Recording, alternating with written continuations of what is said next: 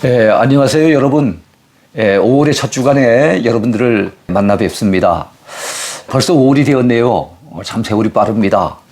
날씨는 낮 같으면은 굉장히 더워져서 저희들이 살고 있는 대구 같으면은 초여름 같은 그런 느낌이 듭니다.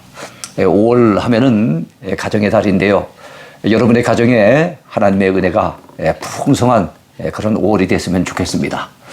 오늘도 주실 말씀을 통해서 또 하나님 앞에 은혜 받기를 소원하면서 오늘 강의를 시작하겠습니다.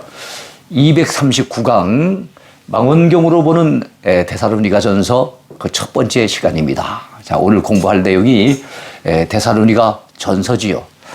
오늘 주제는요, 데살로니가에 전해진 바울의 편지, 이런 주제가 되겠습니다. 이 편지는 첫 번째 편지죠. 다음 주에는 사도 바울이 데살로니가 교회에 보낸 두 번째 편지, 데살로니가 후서를 같이 공부하도록 그래 하겠습니다. 자, 오늘 데살로니가 전서 들어가기 서론을 공부하도록 하겠습니다.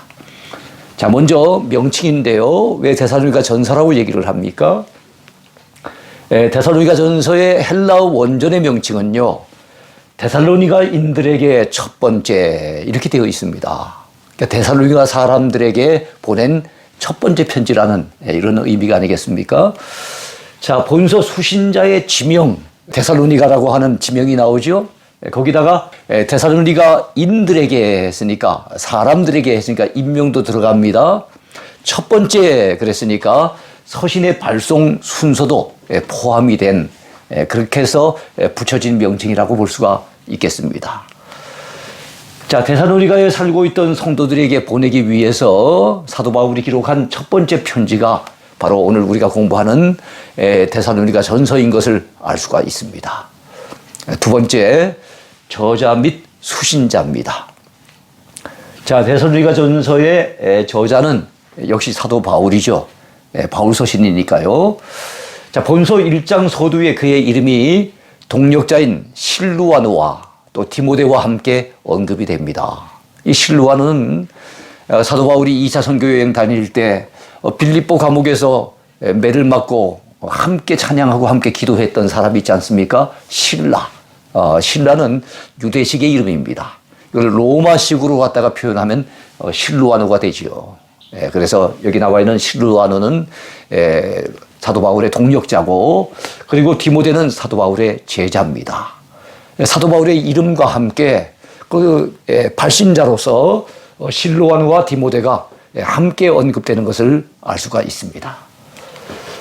자, 데살로니가 전서는 바울 서신 가운데 8번째 위치한 책입니다. 데살로니가는요, 헬라, 지금의 그 그리스입니다. 헬라의 북부 지역을 보통 마게도냐 지방이라고 하거든요. 이 마게도냐 지방의 중심 도시, 바로 거기가 이 데살로니가입니다. 지금은 그리스의 수도가 어디입니까? 아테네죠. 아테네가 한 500만 정도 인구가 됩니다. 그러니까 그리스 전역에서 가장 큰 도시고 수도입니다만은, 아마 이 아테네를 제외하면은 지금도 이 데살로니가가 대단히 큰 도시로 이렇게 되어 있습니다. 자, 그곳은 알렉산더 대왕의 고향이기도 하지요. 그래서 알렉산더의 고향으로 잘 알려진 그곳이 바로 이 데살로니가입니다. 알렉산더 대왕은요, BC 338년에 그리스 전역을 통일한 인물이 있었죠. 바로 알렉산더의 아버지 빌립의 뒤를 이어서 마게도냐 왕국의 왕이 됩니다. 그 당시 그의 나이 20살밖에는 안 되었어요. 젊은 나이에 왕이 되어서 동방 원정에 나서는데요. 그 첫 번째 타겟이 바로 페르시아였습니다. 이 페르시아를 BC 331년에 정복을 하고, 이어서 지중해 인근의 여러 나라들을 정복한 후에 나중에는 인도 북부까지 진출해서 대제국을 건설합니다. 인도에 가서 이 코끼리 군대를 만나는 바람에 굉장히 좀 힘든 과정을 거치기도 했지요. 어쨌든 20살의 왕이 되어서 그가 33살에 세상을 떠났으니까 19년 만에 굉장히 큰 대제국을 건설했던 것입니다.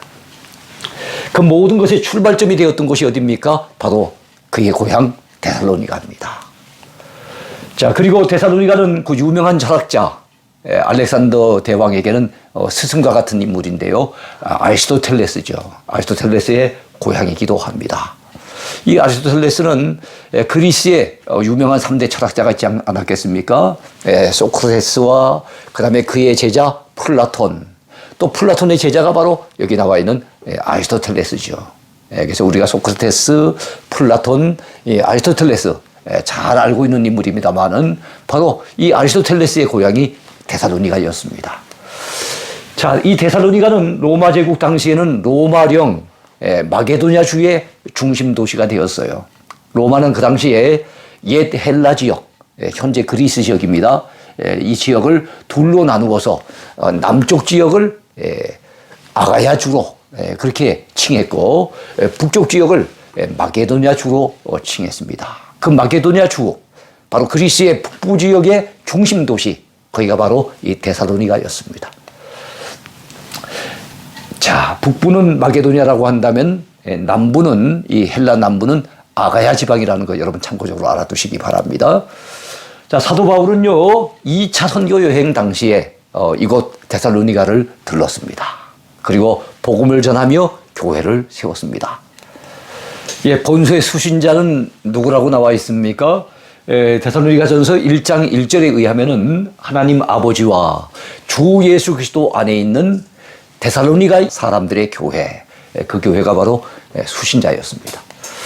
자, 수신자들 중에는요 사도 바울에게 짧은 기간이지만 직접 복음을 전해 들은 사람들이 꽤 많이 있었을 것이라고 여겨집니다. 자, 세 번째는 기록 연대입니다. 자, 사도 바울이 본서를 기록한 것은 그가 2차 선교 여행 당시 고린도에 1년 6개월 동안 머물게 되지요. 데살로니가가 헬라, 이 그리스 지역의 북부 지역의 대표적인 도시라고 한다면 그리스의 이 남부 지역, 이 아가야 지방이라고 합니다만 이 아가야 지방의 대표적인 도시가 바로 이 고린도입니다. 이 고린도에 상당히 오랫동안 머물렀어요. 1년 6개월 동안 머물러 있으면서 고린도 교회를 세워나갑니다만은 그 당시에 바로 북쪽 지역인 이 데살로니가 지역에 편지를 써서 보내는 거예요. 전서도 고린도에서, 후서 역시도 고린도에서 써 보냈다고 알려져 있습니다. 그 당시 시기적으로 따져봤을 때는요, 서기 51년에서 52년경으로 그렇게 보여집니다. 자, 네 번째는 중심 주제입니다. 이게 참 중요하지요. 데살로니가 전서의 중심 주제가 무엇일까요? 자, 데살로니가 교회는 사도 바울이 2차 선교 여행 당시에 들러서 복음을 전하면서 세웠던 교회라는 말씀을 조금 전에 이미 드린 바 있습니다. 자, 유럽의 첫 번째 세워진 교회가 어느 교회였습니까? 유럽의 첫 성, 바로 빌립보입니다. 이 빌립보 교회가 유럽에 세워진 첫 번째 교회였다면 이 빌립보 교회와 관련된 이야기는 사도행전 16장에 잘 나타나 있죠. 바로 이어지는 이야기, 사도행전 17장에 가보면은 두 번째 세워진 교회가 나오는데요. 바로 어느 교회입니까? 이 데살로니가 교회였던 것입니다. 자, 사도 바울의 데살로니가 전도 사역은 결코 쉽지 않았습니다. 사도행전 17장에 의하면은요, 사도 바울 일행이 3주간에 걸쳐서, 짧은 기간에 걸쳐서 이 데살로니가 지역의 유대인의 회당에서 성경을 강론하면서 예수가 그리스도라고 열심히 전도를 했습니다. 그랬더니 헬라인들 가운데, 이 그리스 사람들 가운데는 믿는 사람들이 많이 생겨나기 시작했습니다. 자, 그러나 이 유대인들, 어디에 가든지 사도 바울의 선교지에는 유대인들이 참 반대를 많이 하고 극렬하게 저항했던 것을 우리는 알고 있지요. 이 유대인들은 시기해서 불량배들까지 동원해가지고 바울 일행을 그 지역에서 내쫓습니다. 그래서 어쩔 수 없이 참으로 짧은 기간만 말씀을 전하고 교회를 이제 설립하는 이런 상황 속에서 떠나야 했던 것이 사도 바울의 일행의 그 당시의 상황이었습니다. 자, 유대인들은 바울 일행을 가리켜 뭐라고 했습니까? 천하를 어지럽게 하는 자들이라고 그렇게 얘기했어요. 천하를 어지럽게 하는 사람들이라고. 여러분, 그렇게 보면 이 사람들은 부정적으로 얘기를 한 것이지만 우리가 가만히 살펴보면, 야, 바울 일행은 겨우 3주간, 한 달도 안 되는 3주간에 그곳에 머무르면서 복음을 전했는데도 그 당시 유대인들이 천하를 어지럽게 하는 사람들이라고 이렇게 얘기하는 것을 보면은, 이야, 이 바울일행이 거기에 당도했을 때 굉장히 그 도시 전체가 들썩들썩했구나. 상당히 큰 영향력을 끼치고 그들의 활동의 파급 효과가 굉장히 엄청났던 것을 우리는 느낄 수가 있습니다. 그만큼 생명력이 있었다는 거지요. 참 대단한 열정입니다. 자, 그러므로 사도 바울에게 있어서 이 데살로니가 지역에 세워진 이 교회, 너무 빨리 쫓겨나다시피 떠나온 교회이기 때문에 이 교회에 대해서는요, 짧은 기간에 많은 핍박 가운데서 세워진 교회이기 때문에 항상 바울 일행에게는 아픈 손가락으로 여겨졌어요. 네, 항상 염려하는 대상이었어요. 네. 과연 데살로니가 교회 성도들이 그 믿음을 잘 지키고 있으려나? 그들이 믿음 생활 잘하고 있는지 모르겠다. 이런 걱정을 항상 가지고 있었던 것이 사도 바울의 진심이었습니다. 자, 그래서 사도 바울은 그 교회 사정을 알기 위해서 자기는 고린도에 머물러 있지만 그의 제자이며 믿음의 아들이었던 디모데를 이 데살로니가 지역에 잠시 파견을 합니다. 자, 얼마 후에 돌아온 이 디모데의 보고를 듣고 사도 바울 일행은 너무나도 큰 위로를 받았습니다. 크게 기뻐할 수 있었습니다. 그 이유가 무엇입니까? 걱정했던 데살로니가 교회가 예상과는 달리 그 고난 속에서도 그 극심한 박해 속에서도 너무나도 잘 성장하고 있고 그 교회가 많이 부흥되고 있다는 이런 소식을 전달받은 거예요. 얼마나 기뻤겠습니까? 참 감사하지요. 짧은 기간만 복음을 전했을 뿐인데 교회를 막 이제 설립하고 어쩔 수 없이 떠나와야 했던 사도 바울 일행에게 있어서는 항상 참 걱정의 대상이었던 그 교회가 전혀 걱정할 필요 없을 만큼 아름답게 성장하고 좋은 소문나는 교회로 부흥하고 있었다는 얘기입니다. 예? 이 데살로니가 교회 성도들은 환난 가운데 시험이 들어 믿음이 약화되기는커녕 오히려 믿음이 더욱더 견고해져 있었다는 그런 사실을 디모데로부터 보고를 받을 수 있었습니다. 사도 바울은 너무 감격스러웠겠지요. 너무 감격해서 그러므로 너희가 주 안에 굳게 선즉 우리가 이제는 살리라. 우리가 이제는 살리라. 이 말은 뭡니까? 이야, 우리는 이제는 좀 살 것 같다. 이제는 좀 마음이 놓인다. 이런 표현이 아니겠습니까? 그만큼 이 데살로니가 교회에 대한 염려가 컸고 거기에 대한 애틋한 마음이 있었던 사도 바울이었습니다. 자, 그는 크게 기뻐하며 안심하게 되었습니다. 그러니까 디모데를 참 파견하기를 잘했죠. 가서 그 교회 형편과 사정을 소상하게 접하고 이 디모데가 돌아와서 보고해준 그 내용의 보고를 받고 사도 바울은 마음에 안심을 가질 수 있었던 것입니다. 자, 그 이후로 데살로니가 교회 성도들은 사도 바울에게 있어서 이제는 더 이상 근심거리가 아닙니다. 걱정거리가 아닙니다. 오히려 자랑거리가 됩니다. 자랑거리가 됐어요. 항상 하나님 앞에 감사의 제목이 되어졌어요. 하나님 아버지 감사합니다. 이 데살로니가 교회 성도들을 믿음으로 붙잡아 주시고 그 교회가 건강한 모습으로 잘 성장하도록 도와주시니 하나님 너무너무 감사합니다. 이 감사의 제목이 되었다는 사실입니다. 자, 유대인들의 거센 박해가 일어나 믿음을 지키기가 어려운 중에도 이 데살로니가 교회는 건실하게 성장해 갔습니다. 자, 그들에게는요, 믿음의 역사도 있었고요, 사랑의 수고도 있었고요, 소망의 인내도 지닌 그런 교회였습니다. 그래서 마게도냐 지역이 아까 말씀드렸던 것처럼 그리스의 이 북부 지역을 얘기합니다. 이 마게도냐 전역에 좋은 소문이 퍼져나갑니다. 아가야 지방은 바로 그리스의 남부 지역을 일컫습니다. 이 아가야 지방에까지 모든 믿는 자의 본이 되었던 겁니다. 많은 믿는 자들, 많은 교회, 본이 되었던 그 교회가 바로 이 데살로니가 교회였습니다. 그들의 믿음의 소문이 각처에 퍼져나갔어요. 참 데살로니가 교회 정말로 은혜로운 교회라고, 정말로 건강한 교회라고, 많이 부흥하고 있다고, 정말 본받을 만한 교회라고 이렇게 지금 소문이 퍼져나간 거예요. 자, 그들에게 복음이 여러분 말로만 이른 게 아니었어요. 능력과 성령과 큰 확신으로 그들에게 이 복음이 이르게 된 것입니다. 참 멋있는 모습이죠. 자, 그들은 많은 환난 가운데서 성령의 기쁨으로 말씀을 받았습니다. 환난 가운데서도 기쁨으로 말씀을 받은 거예요. 외부적으로는 많은 환난을 당하고 박해를 겪고 있었지만은 그들의 심령은 주의 말씀 들을 때마다 얼마나 감사한지요. 성령의 기쁨이 넘치는 바로 이 데살로니가 교회 성도들의 모습이었습니다. 자, 그렇게 될 수 있었던 비결이 무엇이었을까요? 어떻게 환난 가운데서도 그렇게 큰 박해를 겪으면서도 이 데살로니가 교회 성도들이 성령의 기쁨을 누릴 수 있었을까요?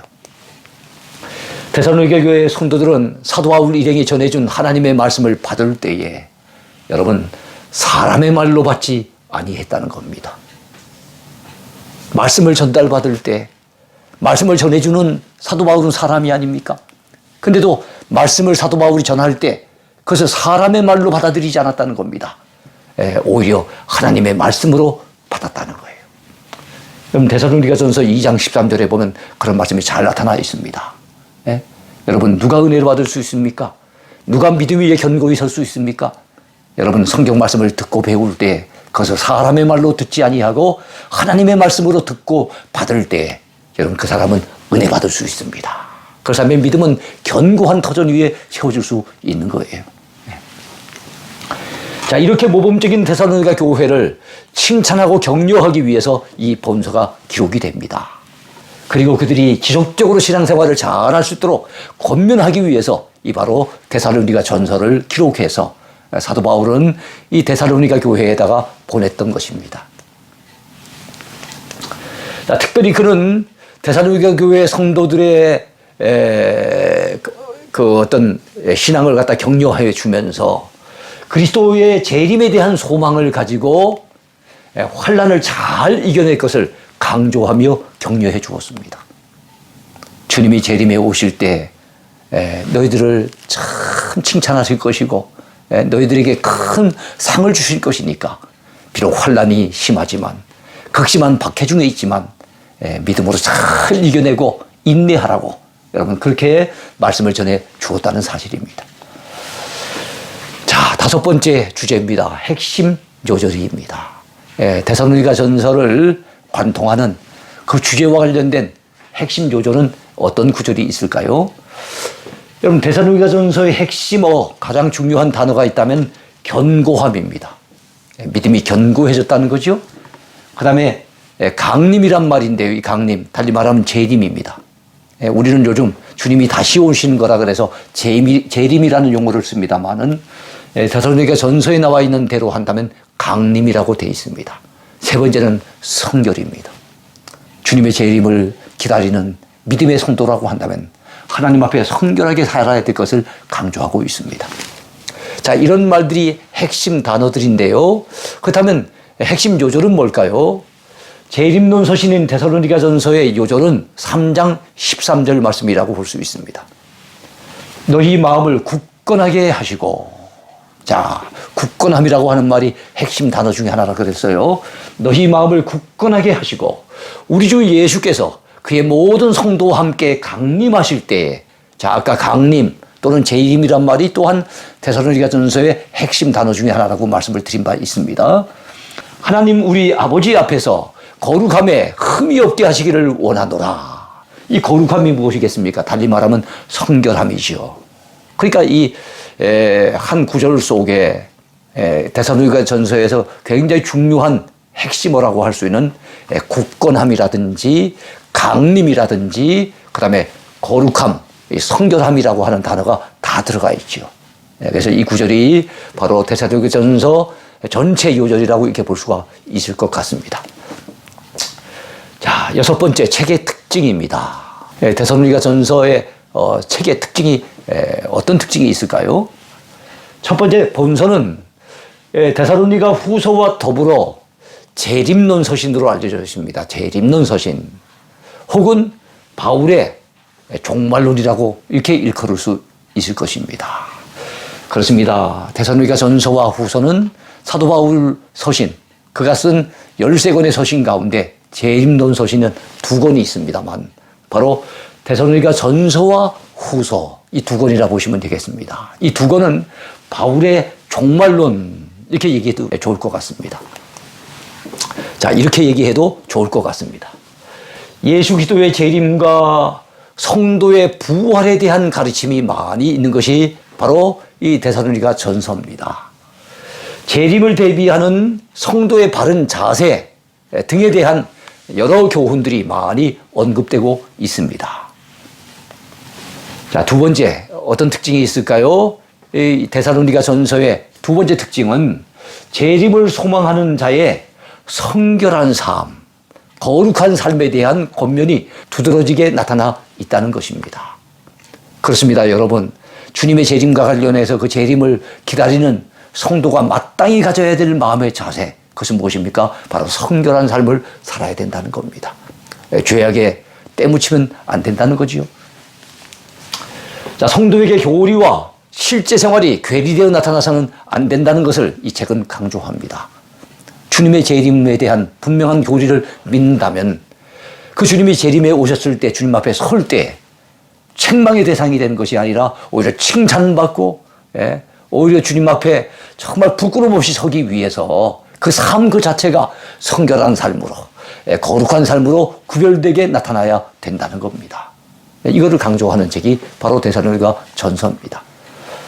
주님의 재림을 믿고 기다리는 성도라면 마땅히 하나님 앞에 성결한 삶을 살아야 된다는 거 강조한다는 거 꼭 기억하셨으면 좋겠습니다. 자, 이 책의 세 번째 특징이 무엇일까요? 본서는 수신자들에 대한 책망이 없고 칭찬과 격려가 가득한 책이라고 볼 수 있습니다. 이 데살로니가 지역을 전도할 당시에 유대인들의 폭동이 일어납니다. 그들이 시기해서 바울 일행을 내쫓습니다. 그로 말미암아 그곳의 성도들과 더불어 이제 막 정이 들려고 하는 그런 상황 속에 갑작스럽게 헤어져야 했던 것이 그 당시 사도 바울의 어려운 상황이었어요. 그러므로 그들을 보고 싶어하는 아버지와 같은 애틋한 심령, 따뜻한 사랑이 본서에 잘 묻어나오고 있다는 것을 알 수가 있습니다. 너무 갑작스럽게 헤어졌기 때문에 아쉬운 거예요. 그들이 보고 싶은 겁니다. 영적인 아버지의 심정으로 그들을 보고 싶어하는 사도 바울의 그 간절한 마음이 잘 녹아져 있는 것이 바로 이 책입니다. 일곱 번째, 별명입니다. 이 데살로니가 전서의 별명은 무엇일까요? 데살로니가 전서는 재림론 서신입니다. 그리고 바울의 종말론으로 그렇게 불려집니다. 이미 아까 말씀을 드린 바가 있습니다만은, 그래서 데살로니가 전서 하면은 딱 떠오르는 별명이 재림론 서신, 그리고 바울의 종말론, 꼭 기억하셨으면 좋겠습니다. 자, 본서는 예수 그리스도의 재림에 대한 사도 바울의 가르침이 바울 서신 가운데 가장 두드러지게 나타나는 책입니다. 다른 책의 재림에 대한 언급이 전혀 없는 것은 아니지만 가장 두드러지게 그리고 상당히 다양하게 나타나 있는 그 책이 바로 이 데살로니가 전서와 후서라고 보시면 되겠습니다. 자, 여덟 번째, 구조 분석입니다. 자, 오늘 강의의 마지막 주제지요. 구조 분석. 이 데살로니가 전서는 어떤 구조로 이루어져 있을까요? 자, 첫 번째 구조입니다. 모범적으로 성장한 데살로니가 교회에 대한 칭찬이 1장에 잘 나타나 있습니다. 사도 바울은 이 데살로니가 교회 성도들을 어떻게 칭찬하고 있습니까? 자, 그들에게 있는 이 믿음의 역사와 사랑의 수고와 소망의 인내에 대해서 칭찬을 하고 있습니다. 이 데살로니가 교회 성도들, 그들에게 뭐가 있었다고요? 믿음의 역사가 있었다는 거예요. 사랑의 수고가 있었다는 겁니다. 그리고 소망의 인내가 있었다는 거예요. 믿음으로 그들은 일하는 사람들이었습니다. 주님을 사랑하기에 주님을 위해서 수고하는 사람들이었습니다. 그리고 천국에 대한 소망이 있고 주님의 재림에 대한 소망이 있기 때문에 비록 환난 중에 있었고 그리고 여러 가지 박해 중에 있었지만 그럼에도 불구하고 그들은 인내할 수 있었던 것입니다. 그런 교회가 바로 이 데살로니가 교회였어요. 이런 사실을 사도 바울은 잘 칭찬을 해주고 있습니다. 자, 그리고 어떤 칭찬이 있을까요? 이 데살로니가 교회에는 이 복음이 능력과 성령과 큰 확신으로 임했다는 것입니다. 그렇습니다. 복음이 말로만 임한 게 아니었어요. 지식으로만 임한 게 아니었어요. 복음이 그들에게 능력으로 임했고 성령의 역사를 통해서 임했고 큰 확신 가운데 임했다는 거예요.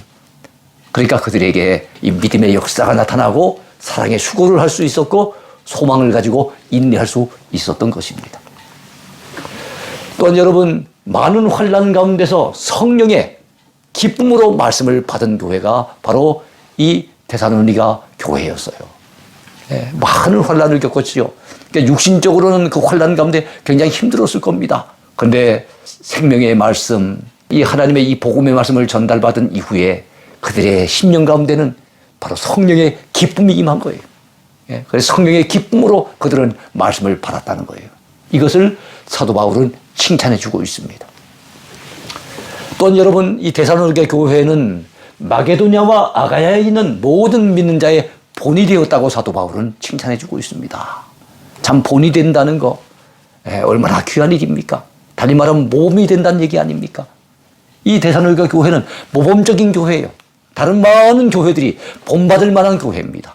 그 인근에 있는 이 마게도냐 지방의 여러 교회들과 그 다음에 저 남쪽에 있는 아가야 지방의 여러 교회들이 본받고 싶어하는 교회가 바로 이 데살로니가 교회였던 겁니다. 그게 사도 바울이 얼마나 기뻤겠습니까? 칭찬해 주고 있는 겁니다. 또한 그들의 믿음의 소문이 각처에 퍼져나갔습니다. 여러분, 교회도 소문이 잘 나야 되지요. 근데 이 데살로니가 교회는 아주 좋은 소문이 각처에 퍼져나갔던 바로 그런 교회였습니다. 자, 두 번째 내용은요, 2장에 있는 내용입니다. 바울과 데살로니가 교회와의 관계를 잘 이야기하고 있습니다. 이 관계는 가만히 보면은요, 이 목회자와 성도들의 관계는 참 이런 관계가 됐으면 좋겠다 할 정도로 참 모범적이고 아름다운 관계입니다. 자, 여러분, 사도 바울이 이 데살로니가 교회 성도들을 대할 때 어떤 태도로 대했습니까? 유모가 자녀를 기름과 같이 그렇게 말씀으로 그들의 신앙을 길러냈다는 거예요. 네. 여러분, 그뿐만 아니라 사도 바울은 이 데살로니가 교회 성도들에게 영적 아비로서 아비와 같이 성도들을 말씀으로 잘 권면했던 그런 목회자였습니다. 자, 그렇다면 이 데살로니가 교회 성도들은 사도 바울을 어떻게 대해 주었을까요? 바울의 말을 전달받을 때, 그가 전하는 메시지를 들을 때 사람의 말로 받지 아니하고 하나님의 말씀으로 받았다는 겁니다. 그러니까 사도 바울을 존경해서 하나님의 종인 줄로 알고 그의 입술에서 나오는 그 하나님의 말씀, 그 메시지가 사람의 말이 아닌 하나님의 말씀이라고 믿고 받아들였다는 것입니다. 그런 믿음을 가졌기에 그들은 고난 중에도 그 고난을 잘 이겨낼 수가 있었던 것입니다. 사도 바울은 그들에 대해서 이렇게 고백합니다. 내가 비록 얼굴은 너희들에게 떠나 있지만 마음은 떠나지 아니한 가운데 있다고. 항상 내 마음은 그곳에 가 있다고. 이렇게 고백하는 내용이 2장 17절에 나와 있지요. 그래서 우리는 이 데살로니가 전서 2장을 통해서 목회자와 성도들의 관계가 이런 관계가 돼야 되겠구나 하는 것을 느낄 수 있습니다. 자, 이 데살로니가 교회 성도들은요, 사도 바울에게서는 소망이 되고 기쁨의 대상이 되고 자랑의 면류관이 되었던 사람들이었어요. 자, 세 번째 내용은 3장에서부터 5장까지 나오는데요. 가장 좀 길게 나타나 있는 주제입니다. 요동치 않는 신앙에 대한 사도 바울의 마지막 권면이 나타나 있습니다. 여러분, 데살로니가 전서는 5장까지 있거든요. 그래서 3장부터 5장까지는 말세를 맞이해서 주님의 재림을 대비해서 그 데살로니가 교회 성도들이 어떤 신앙의 자세를 가지고 살아야 되는지를 잘 가르쳐주고 있습니다. 먼저 환난 중에도 요동치 않는 굳건한 신앙을 지니라고. 아무리 환난이 심해도 아무리 극심한 박해를 받아도 그 믿음은 흔들리면 안 된다고 그렇게 강조하는 것이 3장의 내용입니다. 4장 3절부터 8절까지의 내용을 보면은 죄악의 유혹에도 불구하고 요동치 아니하는 성결한 신앙을 지니라고 사도 바울은 가르치고 있습니다. 그리고 4장 13절부터 18절까지의 내용을 보면요, 죽음 앞에서도 요동치 아니하는 소망 넘치는 신앙을 지니라고 그는 가르치고 있습니다. 그래서 이 내용 가운데 우리는, 이 성도는 반드시 부활하게 될 것을, 그래서 성도의 부활과 관련된 중요한 확신의 메시지를 심어주려고 애쓰고 있습니다. 마지막 5장 1절부터 11절까지의 내용을 보면요. 말세에도 요동치 아니하는 깨어있는 신앙을 가지라고 또한 강조합니다.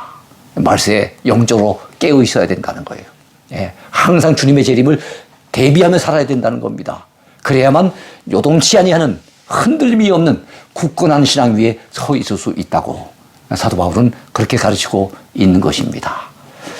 자, 그리고 끝으로 5장 12절부터 22절까지의 내용을 보면은요, 너희를 향하신 하나님의 뜻을 깨닫고 살아가라고 말씀합니다. 항상 기뻐하라. 쉬지 말고 기도하라. 범사에 감사하라. 이는 그리스도 예수 안에서 너희를 향하신 하나님의 뜻이니라. 이렇게 강조하고 있는 사도 바울의 가르침을 우리는 접할 수가 있습니다. 자, 그리스도께서 강림하실 때에 흠없게 보존되기를 원하노라 하는 말씀으로 여러분 이 데살로니가 전서는 맞춰지게 됩니다. 이 본서의 맨 끝자락에 가서 사도 바울은 데살로니가 교회 성도들이 믿음 생활을 잘해서 굳건한 믿음 위에서 요동함이 없이 믿음을 지켜나감으로써 주님께서 강림해 오실 때에 그 주님 앞에 그들의 영혼이 흠없게 보존되기를 원한다라고 하는 그 축복의 메시지를 통해서 본서를 마치고 있습니다. 그렇습니다. 오늘 우리가 같이 나눈 말씀을 마음속에 잘 새기면서 우리의 남은 생에 정말로 바른 재림 신앙으로 무장하고 주님 앞에서 우리도 믿음의 역사를 드러내고 사랑으로 수고할 줄 알며 소망 중에 인내하면서 살아가는, 그리고 하나님의 뜻 가운데 살아가는 저와 여러분의 삶이 됐으면 좋겠습니다. 오늘도 주 안에서 건강하시고 행복하십시오. 감사합니다. 하나님의 꿈이 나의 비전이 되고 예수님의 성품이